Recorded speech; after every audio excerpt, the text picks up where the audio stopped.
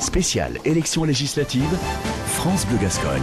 Nous y sommes, le débat, le dernier sur France Bleu Gascogne ce matin pour la deuxième circonscription, celle qui va de Tarnos, Morcinq, en passant par Dax. Face à face ce matin, Lionel Cos, La République En Marche, qui a obtenu 43% des suffrages au premier tour.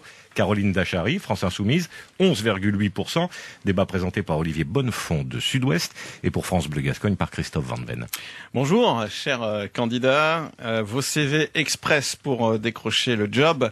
C'est notre député dating. Caroline Dachary de Tarnos, 33 ans, maman d'une petite fille de 11 mois, diplômée d'un master en économie sociale et solidaire. Vous avez bossé avec ATD Carmonde et le milieu carcéral.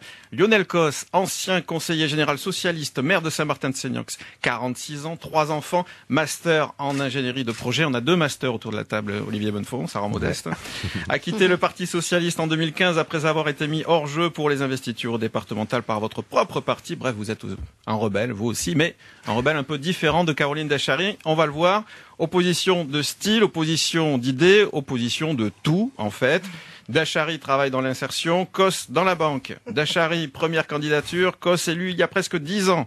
Cos est en marche, Dachary en colère. Mais vous avez un point commun. Vous avez tourné le dos aux partis traditionnels et ça vous a plutôt réussi. Les partis de l'ancien monde sont-ils morts, Lionel Cos? C'est mon sujet de philo du jour. Est-ce que c'est mort, les partis traditionnels? Oui, bonjour. Je pense qu'aujourd'hui, effectivement, à partir du moment où on n'écoute plus les gens, où on n'est plus à la proximité, effectivement, des problématiques que rencontrent les citoyens tous les jours, forcément, on ne les représente plus. Et donc, forcément, la démocratie ne peut plus fonctionner avec les partis qui étaient malheureusement trop remplis d'apparatchiks et de dogmatisme. Donc, c'est la fin des apparatchiks.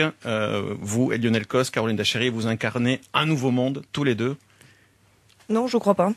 Je crois que la France Insoumise était un nouveau monde parce que on prend des citoyens qui créent des programmes et que la monarchie en marche, c'est pas une alternance, c'est juste un remplacement des personnes, mais les idées n'ont pas changé. C'est la monarchie en marche, Lionel Cos?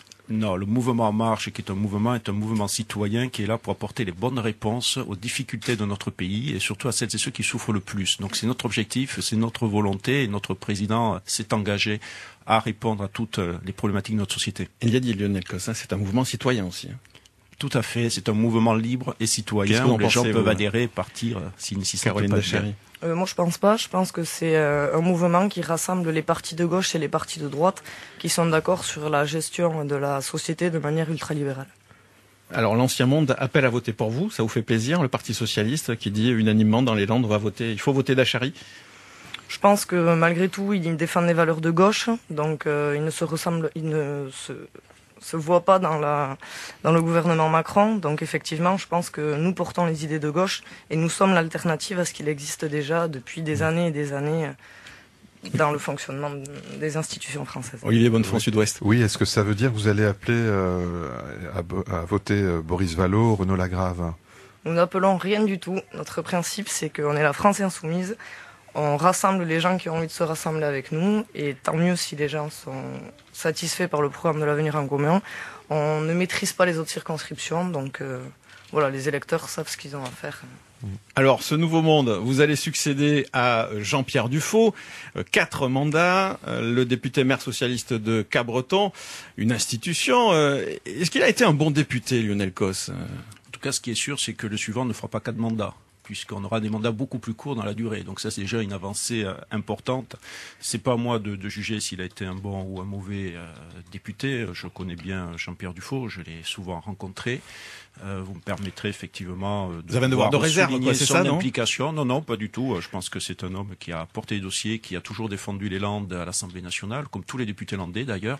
Et c'est pour ça d'ailleurs qu'il me semble important qu'on continue à avoir des députés qui défendent notre département à Paris. Alors il a fini frondeur, un peu insoumis comme vous finalement, Caroline Dachary. Qu'est-ce que vous retenez de son travail de député? Est-ce que c'était votre circonscription? Oui, c'était ma circonscription. Après, Jean-Pierre Dufaux, voilà, on partage pas les mêmes avis, on partage pas la même politique, donc voilà. Sur le terrain, nous, on l'a pas vu très souvent, donc alors, le bilan de ça. Et pourtant, il est socialiste, il est de gauche, donc vous devriez quand même vous en réjouir. Alors, on n'est pas là pour dire du mal des absents, hein, enfin même si c'est un peu ce qu'on vient de faire. En creux, c'était l'idée de se dire à quoi sert un député. Voilà. Alors évidemment, quasiment la moitié des abstentionnistes ont déjà répondu un peu à la question, mais à quoi allez-vous servir député Lionel Cos? Mais, tout d'abord, je dirais à préparer, à participer donc aux lois qui seront votées demain à l'Assemblée nationale. Avec, et ça, c'est dans les textes. Hein. Voilà, avec nos sensibilités. Mais moi, je compte bien effectivement apporter mes valeurs et mes sensibilités. Donc, ça peut être sur l'écologie, sur le social, bien entendu.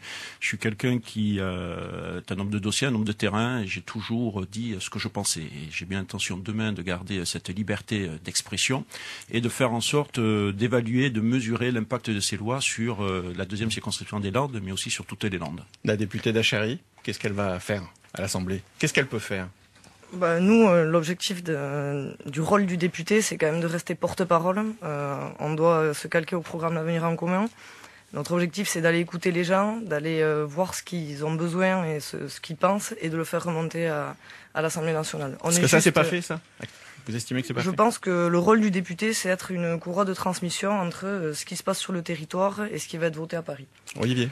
Alors, en caricaturant, on dira qu'on a quelque chose qui ressemble à un face-à-face entre un politicien et une novice, un pro et un amateur. À tel point, Caroline Dachary, je me suis laissé dire que vous avez eu du mal à vous organiser, même pendant la campagne, puisque vous travaillez à côté. Aussi. Alors finalement, du mal, disons que ça a été très lourd à gérer, parce que voilà, nous, on n'a pas de temps qui sont impartis à la campagne politique. Donc du coup, on est obligé de poser des congés, on est obligé de poser des RTT. Mais finalement, quand je vois le résultat et l'engagement des militants sur le terrain, je me dis que finalement ça a payé, et que c'est parce qu'on ressemble aux gens que je pense qu'ils se sont retrouvés dans notre programme. Vous êtes surprise d'être là au second tour? On est surpris sans vraiment l'être, parce que finalement, je pense que tous les gens ont envie de changement. Ils n'ont pas envie de rester dans cette 5e République qui est en train de mourir et qui est en train de tuer les gens à petit feu. Donc je pense qu'on se présente comme l'alternative et qu'ils l'ont compris. Et vous trouvez que Lionel Cos, il ressemble pas aux électeurs? Puisque vous dites, moi je suis la candidate qui ressemble aux électeurs. Il va se défendre tout seul, mais il est assez grand. Je peux comprendre, entendre ce que dit Caroline, puisque je le vis moi aussi. Il faut savoir que je travaille toujours dans le secteur de l'économie sociale, certes dans le domaine bancaire, mais j'y suis à temps partiel, un jour par semaine, et qu'il a fallu moi aussi, suite aux désignations, que je parte du jour au lendemain. Alors peut-être plus brutalement d'ailleurs que Caroline Dachary, qui le savait certainement depuis plus longtemps que moi. Et j'ai laissé mes collègues du jour au lendemain, et j'ai pris en moi effectivement sans solde comme tout le monde. Donc je peux comprendre cette difficulté pour les élus, et c'est d'ailleurs une des raisons pour lesquelles je pense qu'il faudra que très vite à l'Assemblée nationale, je m'engage à porter ce dossier sur le statut de l'élu. Voilà, il est indispensable pour redonner aussi du souffle et permettre à celles et ceux qui veulent s'impliquer dans la politique de pouvoir le faire de façon plus sereine. Élection législative. France Bleu Gascogne. Débat de la 2e circonscription sur France Bleu Gascogne ce matin avec Olivier Bonnefond du journal Sud-Ouest et Christophe Van Ven pour France Bleu Gascogne. Face à face, Lionel Cos, La République en marche, et Caroline Dachary, La France Insoumise. Bon, là on va rentrer dans le dur. C'était les tapas pour commencer. L'opposition frontale, la loi travail, le Saint Graal dans l'évangile selon Saint Macron, l'élagage du code du travail par ordonnance, la simplification. Est-ce que Lionel Cos, ça suffit ça pour créer de l'emploi? Mais écoutez, moi je crois qu'il faut déjà poser le constat.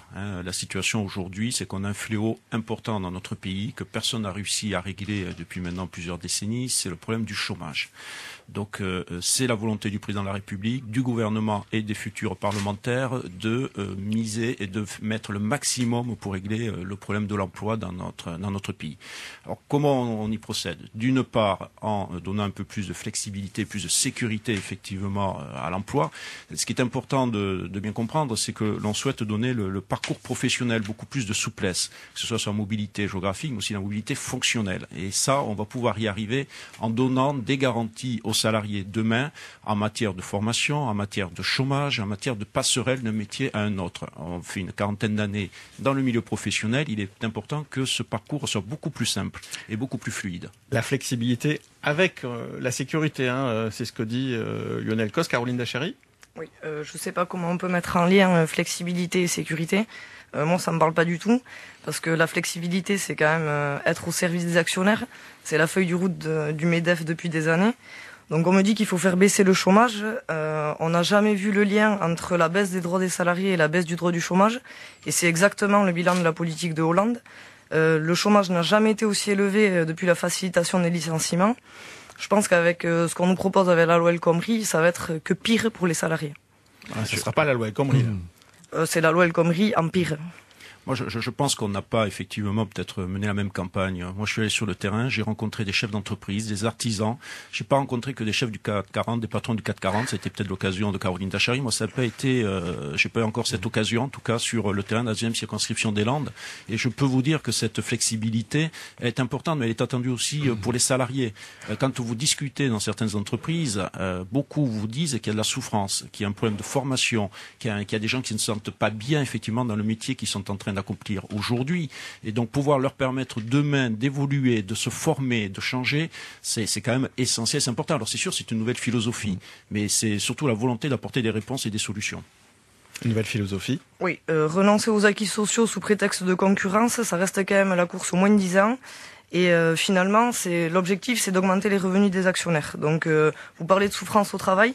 La France s'accroche à son rang de championne d'Europe du suicide. Et ça, c'est des statistiques gouvernementales. Dans les entreprises, il y a environ 500 salariés qui se suicident chaque année par le mal-être au travail. Alors, vous avez rencontré des patrons ou des je sais pas qui.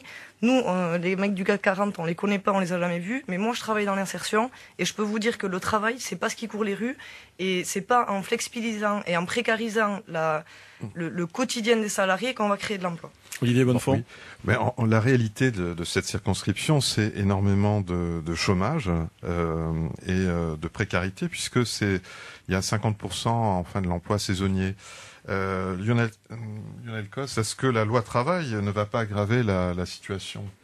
Non, la loi travail, elle est là justement pour permettre à ceux qui aujourd'hui sont le plus éloignés du monde du travail de pouvoir rentrer dans le monde du travail. C'est notre priorité aujourd'hui. La difficulté, elle est là. La priorité, c'est celle-là. C'est effectivement faire en sorte que demain, nous ayons moins de chômage dans notre pays. Alors après, effectivement, rien n'est peut-être parfait, mais moi, je ne peux pas rester sur les positions, je dirais, dogmatiques, effectivement, de Caroline Dachary. Je crois qu'il ne faut pas opposer les uns et les autres. Il faut qu'on travaille ensemble. Il faut entendre aussi les petits patrons, les artisans, on en a beaucoup sur notre secteur. Bien sûr, il faut attendre celles et ceux qui souffrent, et c'est pour ça d'ailleurs que les sécurités seront encore plus fortes demain, et beaucoup plus importantes avec la loi travail telle qu'elle sera présentée. Et d'ailleurs, j'en veux pour preuve, c'est que FO et la CGT et la CFDT, sont tout à fait favorables aux sujets qui sont mis sur la table et au calendrier présenté par le président de la République. Pour répondre quand même sur les artisans et les commerçants locaux, tant qu'on ne remplira pas les carnets de commandes de ces structures, on n'arrivera pas à créer de l'emploi. Et ce qui se passe au niveau national, avec tous les licenciements boursiers qui existent, ça ne permet pas aujourd'hui de proposer de l'emploi à des gens. Quand on sait que les petits artisans et les commerçants, ils n'arrivent pas à s'en sortir parce que c'est les grosses entreprises qui leur prennent les marchés, j'arrive pas à comprendre le lien entre la relance de l'économie et la mise en relation de ces gros actionnaires. Donc c'est bien justement les réponses qui sont proposées et apportées. 1, permettre aux gens d'accéder plus facilement à l'emploi. 2, redonner du pouvoir d'achat aux salariés en baissant les cotisations salariales. Donc ça sera mis en place à partir du 1er janvier 2018. Et 3, baisser le coût du travail, qui aujourd'hui est élevé en France, en baissant les cotisations salariales. Donc c'est comme ça qu'effectivement on pourra avancer. Et ça sont des mesures concrètes. Alors après, on peut être sur des grands discours, être contre tout, il n'y a pas de problème. Nous, on est prêt à mettre ces sujets sur la table, on est prêt à discuter avec tout le monde. C'est ce qui va se faire d'ailleurs dans les semaines et dans les mois qui viennent pour trouver les meilleures solutions, les meilleures réponses. Mais aujourd'hui, je crois que le président de la République, le gouvernement et les futurs députés du mouvement En Marche sont les seuls à proposer des solutions concrètes. Et vous, Caroline Dachary, vous êtes prête à appeler à descendre dans la rue pour contester cette future réforme ? J'ai du mal à y croire parce que votre président va mettre en place l'état d'urgence dans la Constitution. Donc qu'est-ce que ça veut dire sur le plan pratique ? Ça veut dire que aujourd'hui les manifestations elles seront interdites parce que sous prétexte d'état d'urgence il va falloir sécuriser le pays, il va falloir absolument encadrer les choses. Donc oui, on appellera à manifester, mais je ne sais pas si aujourd'hui ça va être encore un droit. Et pour vous répondre quand même, avant de taper sur tout ce qu'il existe déjà, vous faites rien par rapport à l'évasion fiscale, 85 milliards qui partent, vous voulez baisser les cotisations salariales, comment vous allez financer la sécurité sociale ? Mais c'est que vous n'avez pas lu le programme d'Emmanuel Macron. Vous oui, savez que lu, la CSG sera augmentée sur une base beaucoup plus importante, ce qui veut dire qu'effectivement, pour une fois, et ça, je pense que tout le monde pourra en être satisfait, les revenus du capital, les revenus locatifs, les revenus fonciers seront soumis à la CSG et participeront à ce besoin social que nous avons besoin, à la solidarité sociale en France. Donc voilà, c'est quand même une première et c'est quand même important. Vous commencez par augmenter la CSG des retraités, des gens qui n'ont pas de pouvoir d'achat, des gens qui n'auront jamais d'augmentation de salaire, puisque c'est le principe de la retraite. J'ai du mal à comprendre qu'on finance tout ce qui va être dans votre programme avec juste les droits qui sont déjà acquis pour la plupart des gens. Là aussi, vous n'avez pas dû lire la totalité du projet. Sachez qu'aujourd'hui, si vous connaissez ce sujet, sachez que 40% des retraités ne sont pas soumis à CSG.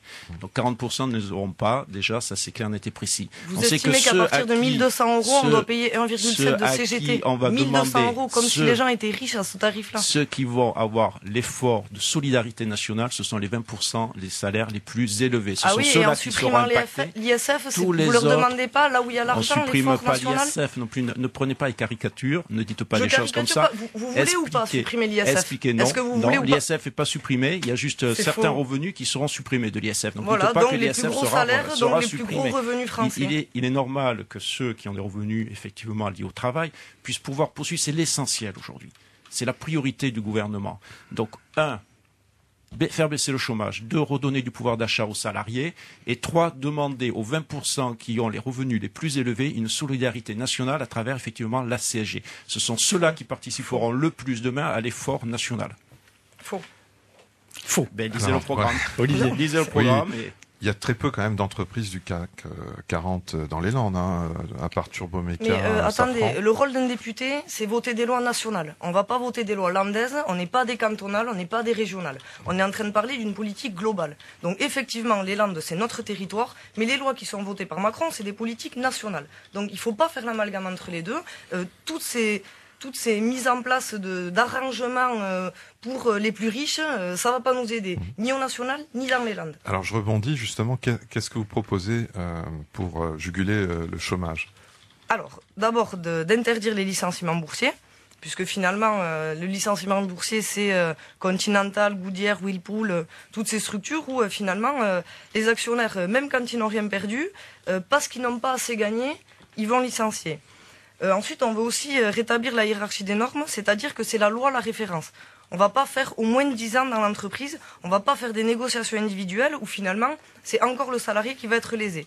Donc, notre idée, c'est garder la majoration des heures supplémentaires, ne pas décaler les tarifications des horaires de nuit, modifier la durée du temps de travail, arriver à passer à 32 heures pour créer de l'emploi justement et relancer le pouvoir d'achat et finalement éradiquer la précarité. Parce que aujourd'hui les emplois qu'on a, c'est des 24 heures, c'est des emplois qui ne nous permettent pas de vivre. Vous savez aujourd'hui qu'il y a des salariés qui vivent dans leur voiture parce qu'ils ne peuvent pas se payer un appartement. C'est quand même très grave. Et je suis convaincue qu'avec le programme de la République en marche, ça ne fonctionnera pas. C'est incompatible avec une vie sociale aujourd'hui, ce qui est pensé. Ce que vous nous proposez, c'est ce qui se fait depuis les années 80, qui n'a réglé aucun de ces problèmes, au contraire, qui les a aggravés. Donc nous, ce que nous proposons, c'est effectivement d'ouvrir sans dogmatisme tous ces dossiers, faire participer tout le monde et apporter les meilleures solutions. Voilà. La flexibilité, ça n'a jamais été une preuve que ça crée de l'emploi. Et enlever les droits des salariés non plus. Et c'est exactement le bilan de la politique de Hollande. Il n'y a jamais eu autant de chômeurs aujourd'hui, et c'est la continuité de ce que vous allez faire. Macron, c'est la continuité de Sarko et de Hollande. Vous êtes dans des grandes phrases sans savoir exactement, je pense, ce que vous dites derrière, puisque la preuve, c'est que déjà le programme de Macron, vous ne le connaissez pas, et vous dites qu'il ne peut pas répondre aux attentes, aux besoins. Eh bien écoutez, je vais vous répondre. Le programme de Macron, c'est très difficile de le connaître, parce que ce monsieur, il a été élu sans programme. Donc effectivement, c'est compliqué à suivre quand on est de l'autre côté de l'écran. On avait prévu que ça allait être une opération frontale sur une position sur ça, puis voilà, finalement, le débat se fait. Laurent, on le reprendra après le journal. Tout à fait. Spéciale élection législative, France Bleu Gascogne. Le débat, deuxième grande partie, débat dans la deuxième circonscription des Landes sur France Bleu Gascogne. C'est la circonscription qui va de Tarnos à Morcinx en passant par Dax. Face à face, Lionel Causse pour La République En Marche, Caroline Dachary pour France Insoumise. Débat présenté par Olivier Bonnefond pour Sud-Ouest et pour France Bleu Gascogne par Christophe Van Ven. Alors juste un mot, Lionel Causse, ça vous a énervé quand Caroline Dachary a dit que vous n'avez pas de programme. Non, mais nous, au moins, ce qui est clair, c'est qu'Emmanuel Macron a eu un programme qui a été élaboré par plus de 300 000 Françaises et Français et que le programme que nous présentons pour législatif, c'est le même. Il n'y a pas de V1, V2, V3, de versions qui changent toutes les semaines. Les choses sont claires depuis le début. On sait sur quoi a été élu Emmanuel Macron et nous portons le même programme pour ces élections législatives. Voilà, c'était juste cette précision que je voulais apporter. Alors, la force basque contre la force tranquille, Dachary face à Causse, une habitante de Tarnos contre le maire de Saint-Martin-de-Seigneur. Vous ajoutez au premier tour Jean-Marc Lespade, Marie-Ange Delavenne de Tarnos, donc c'est un peu le Tarnos chaud. Ça penche vers le Sud-Land. Comment ça s'explique ça, Lionel Causse Le Tarnos chaud, je me sens pas vraiment concerné. Moi non plus. Le Seigneur je sais pas trop ce qui se passe. Non, mais il y a quand même un nid. Non, ce que je peux remarquer, voir, constater, c'est qu'effectivement la gauche à Tarnos est complètement éparpillée. Donc ça, c'est un constat. Effectivement, 3 candidats de gauche sur Tarnos, ça pose peut-être question à ceux qui sont encore attachés à ce concept de gauche et de droite. Moi, c'est plus un choix qui a été fait par le mouvement En Marche. Effectivement, vous êtes à défaut, vous étiez au Parti Socialiste. Je suis arrivé là-dessus sur ces élections par notre état d'esprit. Mais très bien, s'il y a du débat et s'il y a des acteurs importants de la vie politique sur le Seigneur et en particulier à Tarnos, on ne peut que de toute façon s'en réjouir. Moi, on s'amuse. Enfin, je suis pas persuadé que ce soit le plus important. Est-ce que vous avez l'impression du temps où Henri Emmanuelli tenait d'une main ferme les Landes que le Sud-Land a été négligé tous les deux? Est-ce que, peut-être Lionel Causse pour commencer? Moi, je travaillais 7 ans avec Henri Emmanuelli, je connais ses qualités, ses défauts. Sur les dossiers concernant les Landes, et en particulier le Seignan, puisque j'étais conseiller général donc du Seignan, il a toujours été présent. Voilà, ça n'a pas toujours été facile, mais c'est quelqu'un qui avait une capacité d'aider et d'accompagner les projets, de s'engager très très vite, j'ai toujours reconnu. Il a toujours répondu aux attentes des élus du Seignan. Non, le canton du Seignan n'a pas, sur les projets en matière de développement économique, touristique, environnementaux, etc., il n'a pas été abandonné, loin de là. Ouais. Et vous, Caroline Dachary, vous pensez la même chose? Vous souriez? Je suis tout à fait d'accord. Il a répondu aux attentes de tous les élus. Donc voilà, on est toujours dans ces tambouilles politiciennes, un coup les uns, un coup les autres. Et d'ailleurs, vous en avez fait les frais. Et effectivement, voilà, ça nous ressemble pas avec France Insoumise. Alors, je précisais que je parlais d'Henri Emmanuelli sur les projets, sur l'intérêt pour le territoire. Après, les histoires de partis politiques et politiciens, ça ne me concerne plus. Effectivement, ça, c'est une divergence que j'avais effectivement avec Henri Emmanuelli. Mais après, sur l'intérêt du territoire, il n'y a jamais eu de difficulté. Élection législative. France Bleu Gascogne. Il est 8h41, c'est la dernière ligne droite de ce débat ce matin sur France Bleu Gascogne pour la deuxième circonscription, en collaboration avec le journal Sud-Ouest. Je vous rappelle que face à face sont Lionel Causse de La République En Marche et Caroline Dachary pour la France Insoumise. Et on va évoquer les grands projets structurants de cette deuxième circonscription, ça ne manque pas d'ailleurs. Cet été, Bordeaux sera à 2 heures de Paris, quasiment en train, la LGV. Cette fameuse LGV, on l'arrête où alors? Est-ce qu'on la continue jusqu'à Dax, Mont-de-Marsan, la frontière espagnole? Est-ce qu'elle doit se faire, Caroline Dachary? Selon nous, non. Voilà, c'est des grands projets inutiles qui nous sont imposés. Les citoyens ont été consultés et finalement on nous demande notre avis sans jamais le prendre en compte. On a été ignorés par les politiques de Hollande, Rousset, Vidalis. La LGV, c'est pas un projet rentable. La seule ligne qui est rentable, c'est le Paris-Marseille parce qu'elle passe par Lyon, donc des énormes villes. Toutes les associations du territoire, le CAD, les Amis de la Terre, nous expliquent que c'est des projets anti-écologiques, qui sont des projets créés pour augmenter la dette publique. Donc finalement, à qui profite cette LGV? Pas aux citoyens en tous les cas. Lionel Causse.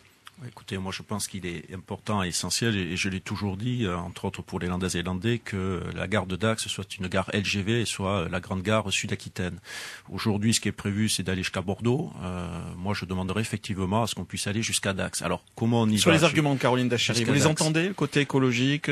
Mais tout ça, ce sont de grandes phrases. Pas rentable. Mais tout ça, voilà, c'est toujours pareil, c'est toujours le même discours. Aujourd'hui, il y a quand même dans notre pays beaucoup de procédures, beaucoup de réglementations. Nous, les élus, plus, on n'est pas pour en rajouter et partir effectivement sur des contraintes supplémentaires.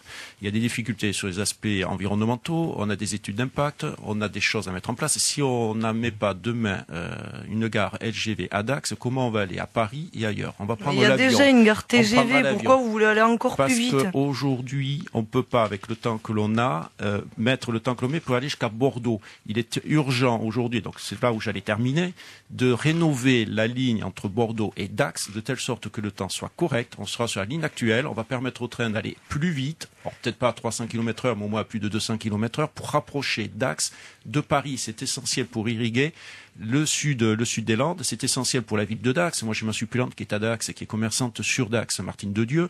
Je peux vous dire qu'il est important que les gens puissent venir, de faire vivre le thermalisme, de faire vivre toutes les activités économiques que nous avons dans le sud des Landes. Et vous pensez que c'est la LGV qui va régler ce problème? C'est le fait d'accéder à Dax dans des temps corrects, effectivement. Donc le temps, c'est de l'argent? Le temps, c'est pas de l'argent, mais ça permet effectivement d'accéder à des sites de façon plus correcte. Si demain vous êtes amené à aller à Paris, vous allez y aller comment? Vous savez, j'ai été étudiante pendant 5 ans à Paris, alors hein? je peux vous parler du train. Voilà. Vous pensez à la privatisation des trains, et nous, on défend la palombe bleue, notamment des trains de proximité, des transports qui sont accessibles à tout le monde, et tout le monde a le temps. On n'a pas besoin d'aller plus vite. Prenons le temps de faire les choses. Olivier Bonnefond, Oui. Sud-Ouest. Bon, si j'ai bien compris, en fait, vous êtes Lionel Cos pour la rénovation de la ligne. Hein. C'est Moi, ça je pour pense finir et passer aux autres dossiers structurants. Oui, il faut être pragmatique. Aujourd'hui, effectivement, l'idéal serait de rénover la ligne actuelle qui est devenue obsolète et ne permet plus au train d'aller à une vitesse suffisante et de façon sécurisée. D'accord. Mais Dax, Ok. effectivement, peut être cette gare sud-aquitaine pour l'arrivée et le départ des trains des LGV. On parlait des projets que portait Henri Emmanuelli, le golfe de Tos, la vague artificielle. Est-ce que vous pensez que c'est pertinent encore aujourd'hui qu'en tant que député, vous allez les défendre, Caroline Dachary? Moi, je vais avoir le même discours, parce que ce soit le golfe de Tos, que ce soit la LGV ou que ce soit tout le reste, c'est encore des projets qui nous sont imposés. Il y a encore un problème de démocratie fondamentale. On ne pose pas la question aux gens concernés. Le golfe de Tos, c'est un décalage énorme avec le territoire, qui ne s'accorde toujours pas avec les impératifs environnementaux. Donc voilà, une fois de plus, à qui va profiter ce golfe dans les Landes? Un mot juste, Lionel Cos, parce que en un mot, Caroline Dachary a du retard. Donc, ce golfe de Tos et la vague artificielle, député Cos, vous les défendez? Nous, on n'est pas là pour rajouter la complexité et, je dirais, des contraintes aux projets qui peuvent émerger sur notre territoire. Non, mais ça veut dire que c'est des bons projets, ça? Il y a des réglementations, des législations, il y a des études d'impact, il y a des enquêtes publiques. Laissons faire les procédures qui existent dans notre pays. Mais moi, en tant qu'élu, en tant que député, je ne vais pas rajouter des contraintes. Je serai là pour fluidifier et valider. Moi, si l'étude d'impact qui est en cours... Vous êtes pour ou contre? Si l'étude d'impact qui est en cours... Non, mais...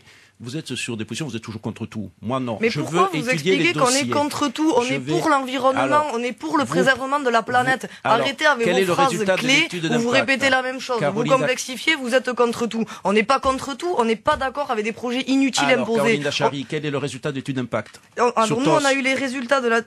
Vous pouvez pas l'avoir, et c'est pas fini, c'est en cours de rédaction. Les résultats qu'il y a aujourd'hui, c'est qu'il y a la destruction des milieux protégés, il y a la destruction des terres agricoles, on ne préserve pas la biodiversité, on prend de la transition écologique. Venez pas nous parler à nous des résultats qui sont pas encore là. Vous savez ce que c'est? C'est détruire encore des terres agricoles ou on va mettre encore des centres commerciaux, des golfs, des choses qui ne servent à rien. Donc, ne dites pas qu'on est contre tout. On est pour des choses, mais pas pour des choses inutiles. C'est tout. Donc, je vais répondre calmement, effectivement, et de façon pragmatique. Aujourd'hui, il y a des études qui sont menées sur ces projets. Il y a une étude d'impact qui est menée sur le golfe de Tos.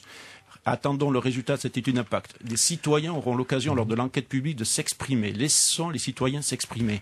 On a eu un candidat législatif qui a voulu, justement, et qui était contre ce projet, qui s'est présenté. On a vu son résultat au premier tour. Donc, laissons les citoyens aller jusqu'à l'enquête publique. Allons jusqu'à l'enquête, 500 voix, peut-être. Allons jusqu'à l'enquête publique, mais laissons les procédures se dérouler correctement. C'est ça, je dirais, la démocratie, c'est ça notre République. On a des choses et des étapes à respecter.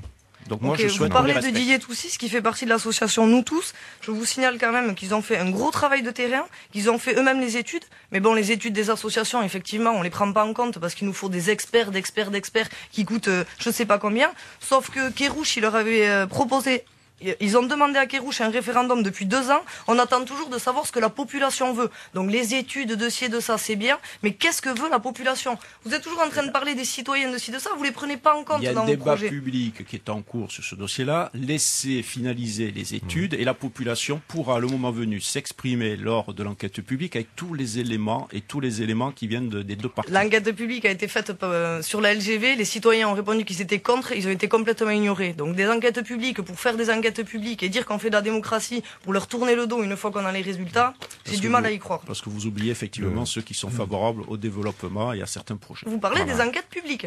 Donc c'est-à-dire qu'on demande l'avis des gens. Quand les gens vous disent non, vous le faites quand même. Il y a ne des gens dites pas les gens qui sont aussi. favorables. Il y a des gens qui Il y a disent une majorité oui de gens qui sont contre. Ben non, c'est vous qui le dites. Vous le dites comme ça sans avoir aucun élément. Un autre sujet qui fâche, le littoral. Est-ce que vous êtes pour l'assouplissement de la loi actuelle, Caroline Dachary?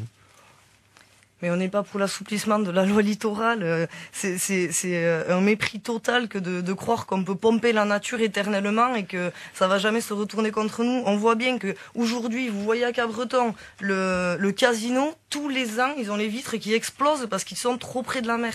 On ne peut pas continuer de construire des choses qui se détruisent en permanence.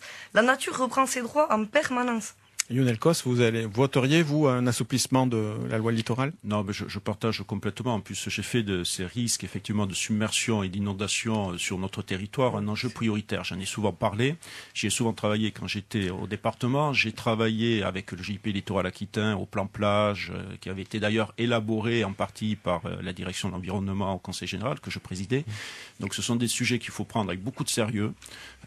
Et effectivement, il faut qu'on garantisse la sécurité des populations. Une toute petite question qui vous a opposé, ce sont les centres commerciaux avec ces projets. Oui, avec en fait les allées shopping contre les choux, je crois, les planteurs de choux. Aujourd'hui, vous en êtes où? On explique parce que les insoumis sont allés planter des choux sur le terrain. Non, c'est pas les insoumis. C'est pas les insoumis, c'est l'action citoyenne. Voilà, donc vous faites partie aussi. Vous êtes allés planter des choux pour empêcher ce projet. Oui, voilà, encore une fois, des centres commerciaux immenses qui sont créés sur des terres agricoles, où on va mettre encore des emplois plus ou moins précaires à l'intérieur. On brade aux grands groupes privés au détriment des agriculteurs. Quand on sait qu'aujourd'hui, il y a 121 supermarchés dans les Landes, il n'y a que des investissements fonciers dans tous les sens. Je pense qu'il n'y a aucune utilité aujourd'hui de mettre les allées shopping à Ondres. Écoutez, encore une fois, on voit qu'il y a un déni de ce qui a été fait du passé. Ce dossier, il a plus de 15 ans. Il est passé dans de nombreuses procédures. Vous l'avez défendu, vous, Lionel Cos. Tout à fait. Il a les autorisations d'urbanisme sans recours. Donc je ne sais pas ce que faisait Madame Dachary à ce moment-là. Mais quel est l'intérêt? Je ne vous parle pas de toutes vos études. Quel est l'intérêt qu'il y ait un centre commercial? Quel est l'intérêt? Depuis 1 an, vous entendez sur ce dossier-là, alors que ça fait 15 ans qu'il est porté par la population et par des élus du territoire. Ça fait, parce qu'un projet comme ça se fait pas du jour au lendemain. Justement, c'est pour vous dire qu'il y a quand même des garanties derrière. Il y a des études qui sont longues. Tout a été mesuré. Donc, il y a des autorisations d'urbanisme, des autorisations commerciales. Il y a l'acquisition du terrain par, effectivement, un promoteur privé. Voilà, au détriment des agriculteurs. Il y a un dossier qui est en cours, donc, de réalisation. Ça fait 15 ans que les élus du Seignan, quelle que soit la couleur politique, puisque c'était porté à l'époque par Pierrette Fontenas, maire communiste de Tarnos. Ça fait 15 ans que ce parc d'activité économique du Seignan, comme dans d'autres secteurs d'ailleurs, a été validé et défendu et porté par tous les élus. Quel est l'intérêt pour les citoyens de ce centre commercial? Quel est l'intérêt pour les Landais? Quel est l'intérêt pour l'emploi? Eh bien, aujourd'hui, nous sommes obligés d'aller sur BAB2 à Anglette, vous le savez, d'aller dans des embouteillages, de complètement asphyxier l'agglomération bayonnaise pour pouvoir aller faire certaines courses. Demain, nous aurons une offre pour le sud des Landes. Donc, si cette offre-là, on la met pas dans le sud des Landes, oui, je l'assume, nous l'aurons de l'autre côté de l'Adour. Et je crois qu'il est important pour notre département d'avoir une offre diversifiée, une offre de qualité sur le plan commercial. Ok, il n'y a pas d'embouteillage pour aller à Saint-Jour-de-Marraine pour le grand projet inutile centre commercial que vous proposez non plus.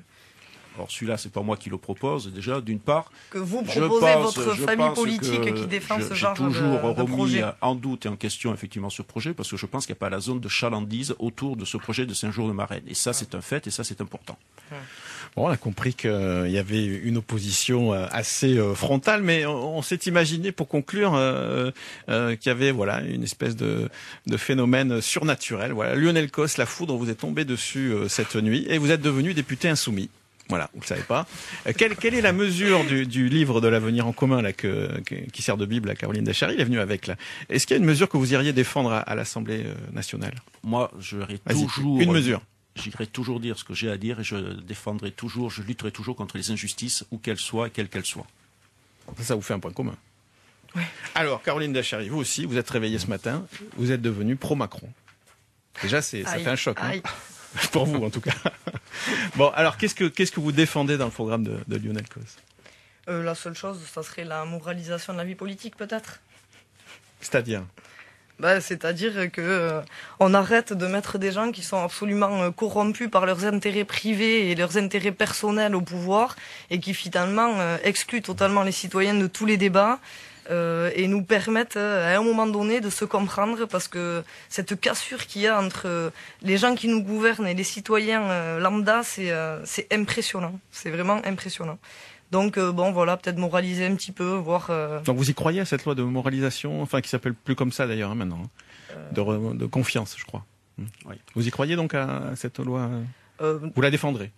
Je la défendrai, mais tant qu'on aura ce genre de personnes au gouvernement, ça ne fonctionnera pas, c'est certain. Alors, c'est encore Caroline Dachary plus souple que moi, parce que moi je vais la défendre, mais je veux qu'on aille beaucoup plus loin. Voilà. Donc, je pense qu'il faut qu'on y rajoute le statut de l'élu. Je pense qu'il faut qu'on y rajoute les liens entre les élus locaux, des garanties pour les élus locaux, sur le fonctionnement des élus locaux, qu'il n'y a pas encore dans la loi. Donc, je serai encore plus insoumis et plus volontaire que Caroline Dachary sur cette loi. Je pense que j'ai du mal à y croire quand même. Bon.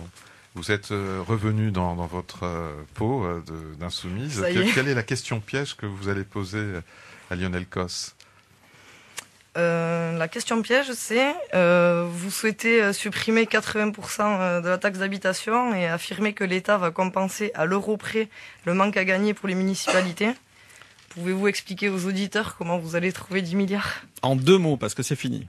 Non, parce que c'est une démarche qui nécessite beaucoup plus d'explications. Mais alors, j'invite, en 2 mots, donc j'invite Caroline Dachary à venir demain soir en réunion publique et je lui expliquerai effectivement comment on fait et comment on le finance. Merci beaucoup de vous être levé si tôt pour venir d'aussi loin, parce qu'il faut le dire, vous êtes venu du Seignan ici dans les locaux de France Bleu à Mont-de-Marsan avec Olivier Bonnefond et voilà, donc qu'on accueille avec plaisir, Rachel. Le journal Sud-Ouest avec Rachel. Donc merci beaucoup d'être venu ce matin débattre chez nous. Merci à vous. Et c'était ce matin le 3e et dernier débat.